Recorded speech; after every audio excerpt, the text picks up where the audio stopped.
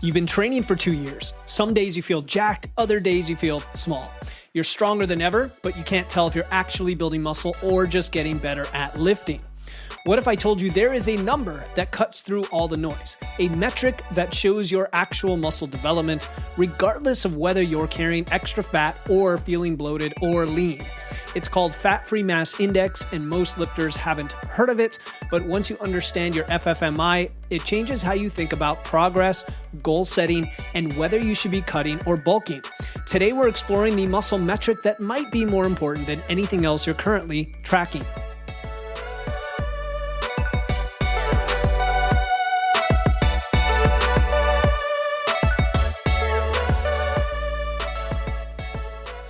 Welcome to Wits and Weights, the show that helps you build a strong, healthy physique using evidence, engineering, and efficiency.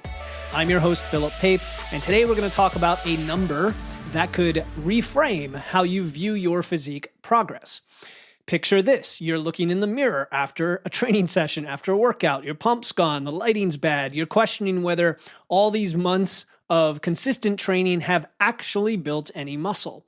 Or maybe you're carrying around some extra body fat and you're wondering if there's muscle underneath that is worth revealing. This is a mental game when it comes to physique versus body fat versus muscle in the context of our training. And it happens to all of us because we're often tracking the wrong things or we're failing to track things that will better validate what we're trying to measure. Scale weight fluctuates daily. Body fat measurements are inconsistent and only part of the equation. Progress photos are also highly subjective and they depend on lighting and angles. But there is a metric that cuts through a lot of this and can show you something more fundamental: how much muscle you've actually built relative to your frame. Now, before we get into this metric, this FFMI metric, I want to share a message from Matt in Physique University. He says, Philip Pape's amazing. You've got questions about health. He's got answers. It's not diet and exercise, but also the mental side of losing weight. I've recently been dealing with more stress than normal, and we figured out a way. The membership is a no-brainer for anyone on the fence. He will help you in any way he can. Thanks for everything, Philip. So I'm sharing more of these testimonials directly from folks in Physique University so you get a sense of what we have in there, right? Because it's not just about information and education like on the podcast. It is, how do we implement that? How do we personalize it? What specific ideas can we come up with to help you look like you lift and deal with stress and increase your metabolism and find a flexible way to eat so you no longer feel restricted and all of those things. So if you want access to the tools in there that also help you calculate and track your FFMI that we're going to talk about today, alongside other key metrics that matter for building muscle, for example, our muscle gain efficiency tracker or our physique and biofeedback tracker, all of that stuff, and how to implement it, like Matt mentioned, head to witsandweights.com/physique to join Physique University. We will help you take all of these tools, put them together to understand this is what's actually happening and this is what I need to do now. All right, so let's talk about FFMI and why it is such a game changer, why I'm focusing on this more now, why I added it to our physique tracker in Physique University. It stands for fat-free mass index. It is your lean body mass. It is everything that is not fat divided by your height squared. So it's a simple formula. There are adjusted versions of that for gender and for extreme heights and all of that, but very simple. It is a way to normalize your muscularity for your height.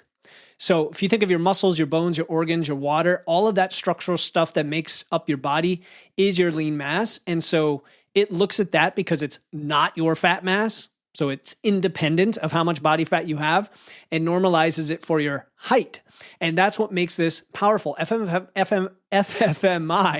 is completely independent of your body fat percentage. And we're going to talk about why that's helpful and why that's important. Because whether you're 10% body fat, super lean, or you're 25 or 30 or 40% body fat, you have a little extra body fat maybe to lose, your FFMI is going to stay the same as long as your muscle mass stays the same. So it gets rid of the variable of body fat for this analysis, which is helpful in a lot of ways. This means it can show you something that most other metrics cannot: your actual muscular development separated from everything else. That is the power behind it. Now, why this changes everything about progress and how you view and track it, as well as your goals, I'm gonna give you a couple scenarios, right, that happen all the time. I see this with our students. Scenario one, let's say you're a guy who's been lifting for a year, you're sitting at 20% body fat, you're feeling a little bit soft, that's maybe a little bit more than you want. Maybe you're 25% body fat. You're wondering if you should cut or keep bulking. And some of you are wondering like, well, why wouldn't you just cut at that point? Well, a lot of you guys care about your strength. You care about building muscle. You understand the value of eating enough and sleeping enough and training hard and getting PRs. And you don't want to sacrifice that just for the sake of leanness. So you go ahead and you calculate your FFMI and it's 19.5. Well, that tells you that underneath the layer of fat, you've built a recreational level of muscle mass, right? There's a bit of muscle there, maybe more than somebody who is skinny fat or hasn't trained at all, and you just need to reveal it. So that's one scenario. Scenario two, maybe you're lean, maybe you're 12% body fat. And again, I'm using males here for the body fat. You can add about 8 to 10% of that for females. So you're lean, 12% body fat. People say, hey, you look good, but you feel kind of small. Your FFMI, you calculate it and it's 17. Okay, now that's kind of skinny or skinny fat, right? It depends. And again, we don't care about the fat for this calculation, but that's maybe what it presents itself as. And now you understand, okay, that's why I kind of feel kind of small and not very muscular, despite being lean, despite being in a low body fat, you just haven't built much muscle yet, right? Those are two common scenarios. I guess a third one that just comes to mind, and I've seen this as well, is guys who've been lifting or women who've been lifting for, let's say, 3 to 5 years or longer, and they're carrying a lot of extra weight on their frame because they really never have gone through a fat loss phase. But the FFMI can tell them, hey, I actually do have a lot of muscle under there and I just have to reveal it. So it's kind of similar to the first scenario. And then if you're like skinny fat, right, cutting any more is not going to change anything. You're just going to get skinnier, fatter. Or just, skinnier without any definition. Same training experience, different scenarios here, different next steps when you think about FFMI independent of fat. So what it means is as follows. I'm actually going to go through the different FFMI levels and what they mean.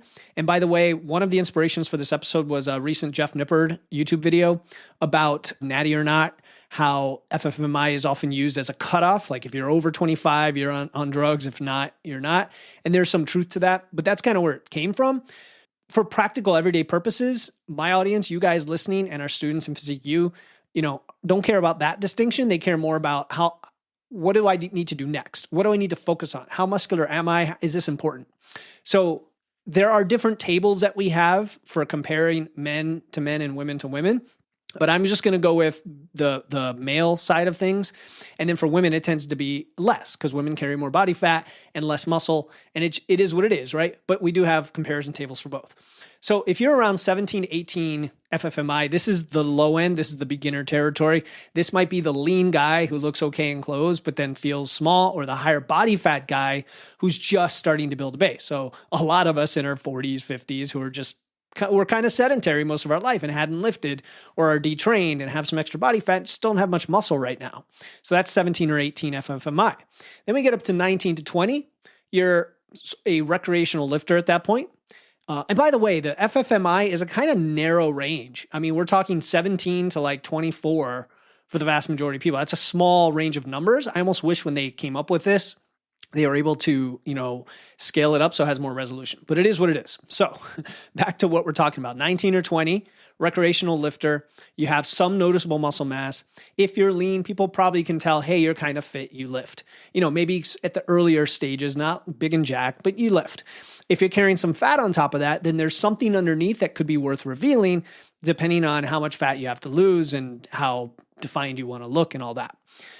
Then we move up a little bit more, 21 to 22. This is where you get into what I'll call a serious lifter, somebody who has dedicated themselves for a bit, maybe a year or more, maybe 2 years, doing it the right way, has developed some muscle that is obvious, regardless of body fat levels. And I say that because obviously if you have too much body fat, it's going to be hard to tell. But even then, guys who have a lot of muscle can carry a lot of body fat and you can still tell they're muscular.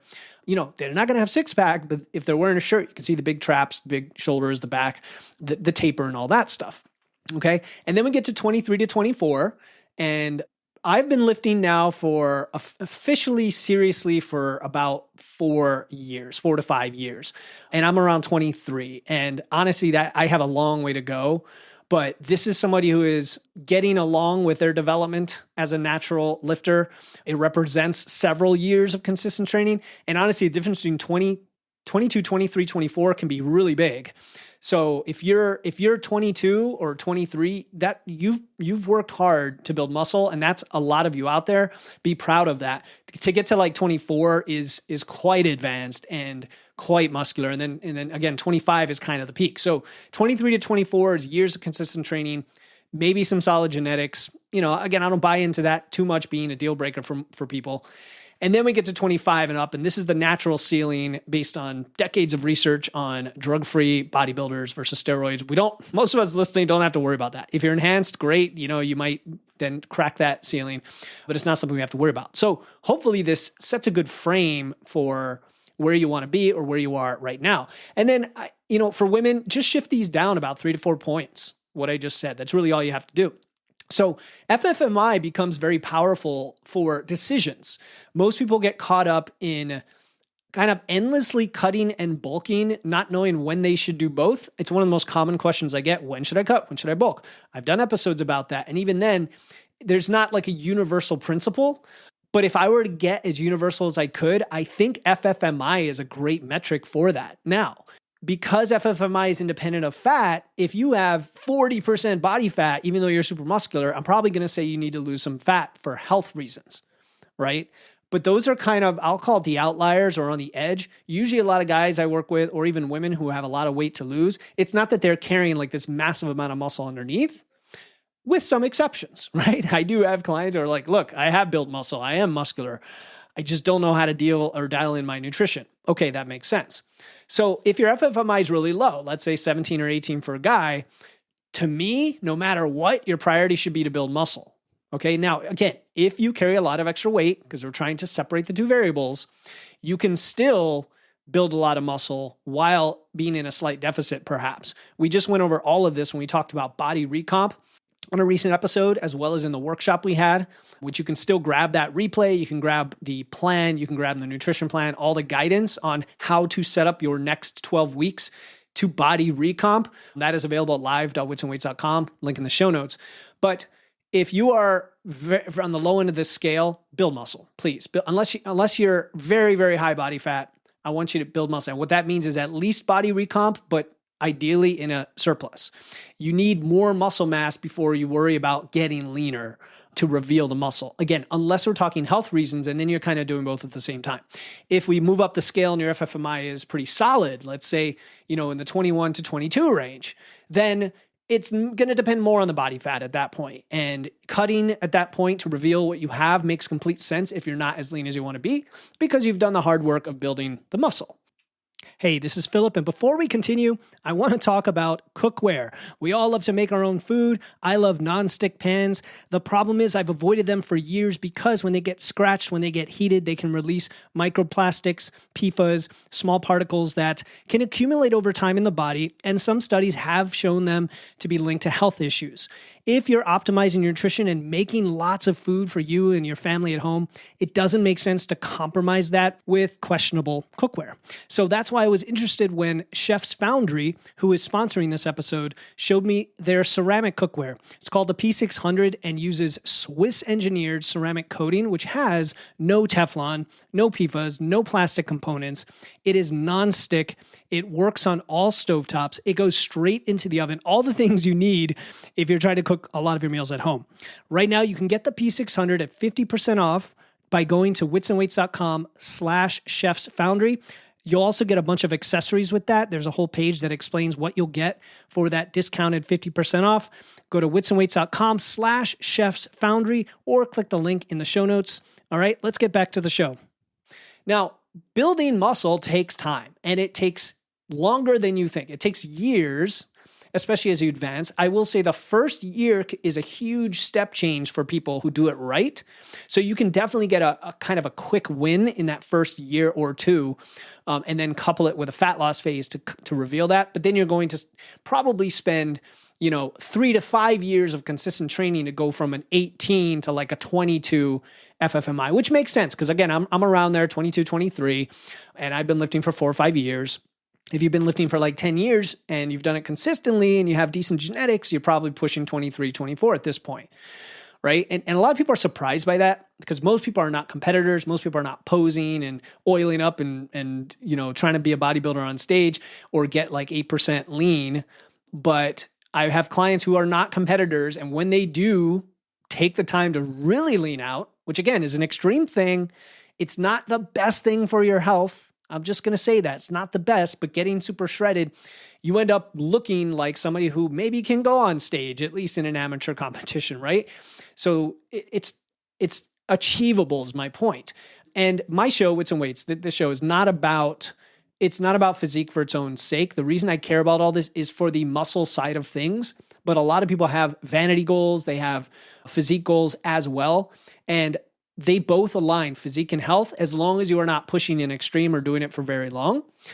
So back to FFMI, 3 to 5 years of consistent training to get to that 21, 22 range.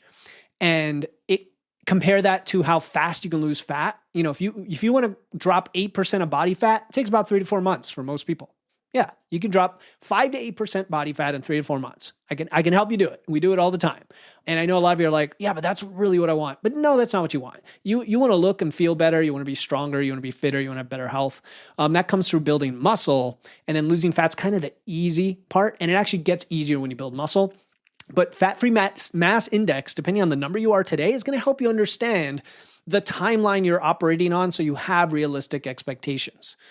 And we just did a survey of like 130 intakes in our, in our Physique University. We did a survey of the intake assessments and found that the vast majority of people who join our program are looking to build muscle and lose fat, and they understand the value of building muscle for all the things that are important as we get older. That's why I care about this, okay? Now, let's get a little nerdy here and look at the science and history behind these numbers, which I think are fascinating.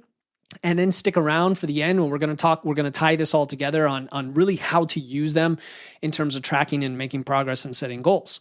So the landmark research on this comes from Khoury and colleagues back in 1995. They measured FFMI in natural bodybuilders versus steroid users. They found a clear cutoff that natural guys rarely, very, very rarely exceed 25 FFMI, whereas enhanced athletes easily surpassed it. Now, you could be enhanced and not above FMI if you're not genetically gifted, if you're not working consistently. I mean, a guy who's sedentary and takes drugs isn't going to be a high FFMI. But if you are natural, you're definitely not going to get above 25, 99.999% of the time is the point. And what's fascinating is this research coincided with this transition period in bodybuilding. If you look at classic bodybuilders from the pre-steroid era, guys like Steve Reeves, and there's an asterisk on him. Some people think, oh, well, yeah, he had access to the earliest steroids before even the Soviets knew about it. I don't think so. But anyway, Steve Reeves, John Grimmick, Reg Park, their FFMIs typically fell right around that 25 mark. And then in the 1960s, steroids became widespread. Suddenly we saw physiques that were off the charts, what we think of as an enhanced bodybuilder today. And the research at that time was a foundation for the natty or not movement. Okay. People then started to use FFMI calculations to analyze modern physiques and to call out impossible claims. And even though my premise of this episode is you haven't heard of this or you're not using this metric, I do think that that's a true statement with most people. They really don't know what this is. It's just social media and fitness influencers that are trying to talk about natty or not. And okay, this guy has a 27 FFMI. He has to be on steroids, whatever. So when we talk about that limit of 25 for natural, it's based on a lot of data. And again, that Jeff Nippard video is really good at showing the clustering around that. And we know from competitive natural bodybuilders versus the genetic elite who are natural, who've optimized everything, and this is like the ceiling, right? So I think it's helpful. That little tangent was helpful to talk about where this came from. Now, let's get back to us. Why do we care? I think once you know your fat-free mass index, your training focus can become clear. Because if you have a low FFMI, your job is to build muscle, strength and muscle, I should say. They go hand in hand. And this might mean you have to go into a bulking phase or maybe stop undercutting your nutrition, stop underfueling. It could be as simple as that you're just undereating. Women, ladies, this is often the issue. Undereating food, undereating carbs. But men face this issue too. It could mean that you need to go into a bulking phase and prioritize that hard training and building your base, building your peak, and not worrying about getting a little bit of fat in the process, because that's going to come off fairly easily, and the muscle has to be a priority and has to come first. Now, if you have a more solid FFMI, up somewhere over 20, but then you have higher body fat, well, that's a very enviable position to be. We have a guy in our group I just thought about who was confused on this number because his FFMI was reasonably high, but he carries extra body fat. He's like, how can I be like an athlete? I'm like, the athlete's underneath it. That's what it is. You've built muscle, which is cool. Like other people have a longer path because they haven't even built the muscle yet. And you're in the enviable position of having that muscle to reveal. And so a proper cut will transform your physique because there's actually something substantial underneath. Now, if you have a high FFMI because you've been training, well, now you're playing a different game because your gains are going to be slower. You're closer to your genetic potential, and it's more important to maintain what you have than try to aggressively push for more muscle. And you're more in the body recomp / fat loss regime, or, you're really going to have to dial it in with the surplus when you are trying to continue to build on top of that high level of muscle you already have. Now, if we think about this in the context of our goals and the fitness industry, we've been conditioned to focus on body fat first, on body fat percentage. And I talk about it a lot. I talk about leanness. I talk about body composition, yes. But we put it first to an extreme where it's all about getting lean all the time and forgetting that leanness involves muscle as well. That body composition is two-sided. It's not just the leanness. So if you have let's say 20 or 30 pounds to lose, which is kind of a subjective statement, but you know what I mean. A lot of times we do a fat loss phase first because of the psychological win. It's like Dave Ramsey and his snowball effect. Anybody who ever followed him when it comes to debt. In his, the way he explains it is the logical thing to do would be to pay off your highest interest rate debt. But the psychological thing to do as a human might be to pay off your smallest debt so you get rid of it, then your next one, then your next one. So I think of people having a little extra weight, being a little fluffy, and they haven't really lifted. I get them lifting, but then we might do a fat loss phase fairly early just to get that psychological win, to get that leanness, even though there's not much muscle there. If anything, it could also help prove to yourself that you need to build muscle because, hey, I didn't quite get the physique I wanted yet, even though I've lost some of that fat, and I get the value of building muscle. So that's my point of all this. And I think the FFMI is another really solid metric to show us why the building muscle side is important. Because if you're a 150-pound guy at 15% body fat, but you have an abysmally low FFMI of 16, cutting to 10% body fat's not going to create the physique you want. It's not going to do it. It's just going to make you look smaller, scrawnier, skinnier, weaker. That's it. You're going to be a smaller version of the same thing.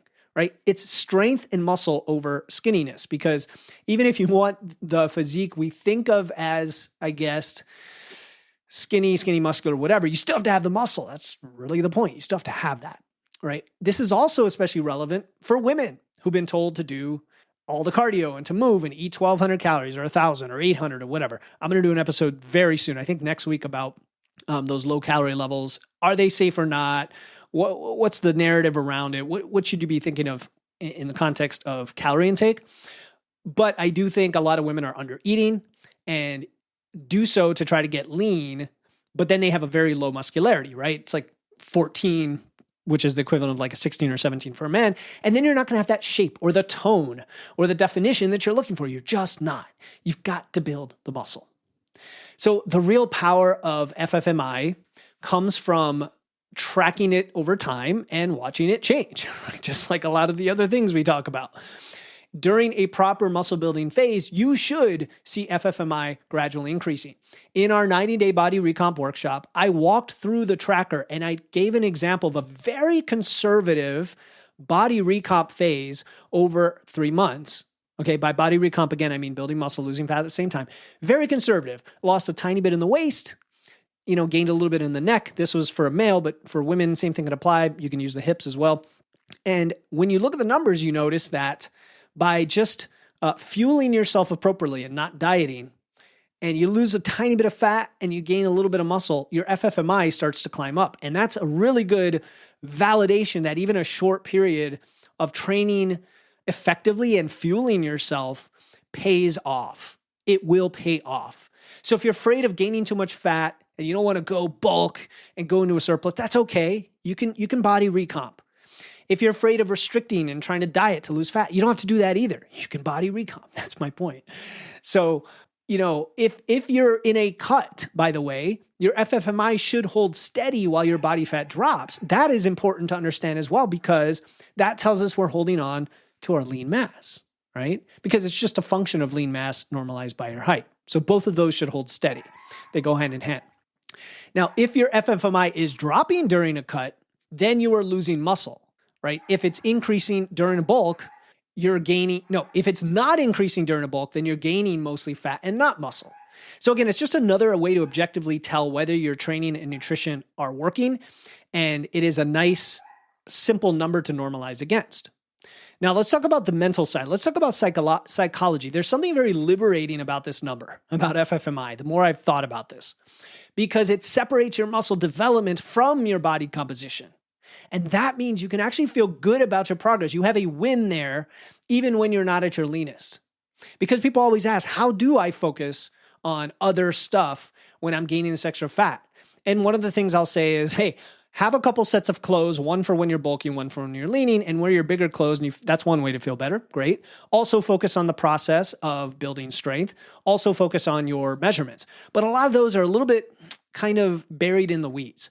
If you have this one number FFMI, and you just ignore everything else, it's kind of liberating in that are you building muscle or not? Because that's the goal. That is the goal, right? So, regardless of how much body fat you have. Now, the power lifter sitting at 22 FMI and 25 or 30% body fat, he's built impressive muscle mass. He's not fat. He's very strong with a layer of fat over the muscle. I think that's a very different mindset. There are guys that carry a lot of extra fat, but they have a lot of muscle under there. They're in a much healthier state than the average person who doesn't have that muscle. The skinny fat guy who thinks he's in decent shape because he's not fat, well, his 16 FFMI just shows that he is lacking one of the most important pieces of tissue on his body and has to build muscle. He doesn't have to lose weight anymore. He really doesn't. So I think what really makes FFMI really transformative is how it changes the relationship with physique development. Most people are trapped in this reactive thinking. I feel fat, so I need to cut. Or I feel small, so I need to bulk. But then they're making these decisions based on feelings, based on the mirror, not based on data. And you know how much I love data. FFMI gives you objective clarity and tells you whether your feelings match reality or whether you're focused on the wrong variable. And it reveals that building an impressive physique is primarily about one thing: accumulating muscle mass over time. It really is. Everything else, getting lean, looking bigger, feeling confident, becomes much easier when you have substantial muscle mass to work with. I'm going to keep hammering that home time and again. And this changes how you approach training as well, because instead of hopping around and switching between programs and switching between cutting and bulking cycles based on how you feel that week, you develop a longer term perspective. You understand that building muscle is the foundation. Everything else is just revealing or optimizing what you've built. And so here's the thing. If you're listening to this podcast, have you been spending years spinning your wheels because you're trying to optimize body composition without enough muscle mass to optimize? Or even just you've been trying to lose weight and now you realize it's about much more than that. Well, FFMI is a really good number to tell you which side of that equation needs your attention. All right. So FFMI, fat-free mass index, at the end of the day, it's just going to tell you reality and then you can act on it. Whether you discover you have more muscle than you thought hiding under some fat, or you realize you need to prioritize building muscle before worrying about getting lean, I think it gives you some clarity. I think if you're in Physique U and you're like, hey, here's what my number says, we can help you identify, okay, what do we need to do about it? Is it worth doing X, Y, or Z in terms of your plan for the next, say, 6 months or even 3 months, right? Because the physique you want is not about scale weight, and it's not about body fat percentage in and of itself, right? Because body fat percentage is tricky. It can be the same at different body weights because you have more or less muscle.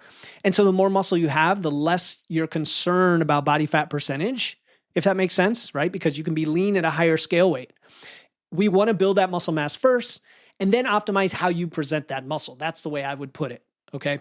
So start tracking your FFMI. You can take the formula that I mentioned today, you can look it up, or join us in Physique U. We have a way to track that automatically based on your measurements, where it automatically gives you your lean mass, your fat mass, your muscle to fat ratio, your fat-free mass index, the comparison tables, all of that stuff, so you know what's happening over time, even if you're doing something very precise like body recomp. So if you want to do that, join us in Physique U. If you want to go straight to get the replay and the bonuses from the body recomp workshop, there's a special link for that. It's live.witsandweights.com. And by the way, you get another bonus in there, which is a free custom nutrition plan. So you'll have everything you need. I gave it all away in that workshop. Go to live.witsandweights.com or click the link in the show notes, and you're going to get access to all of those tools made clear on how to use them. All right, until next time, keep using your wits, lifting those weights, and remember that building an impressive physique starts with understanding what you're working with. This is Philip Pape, and you've been listening to Wits and Weights. Talk to you next time.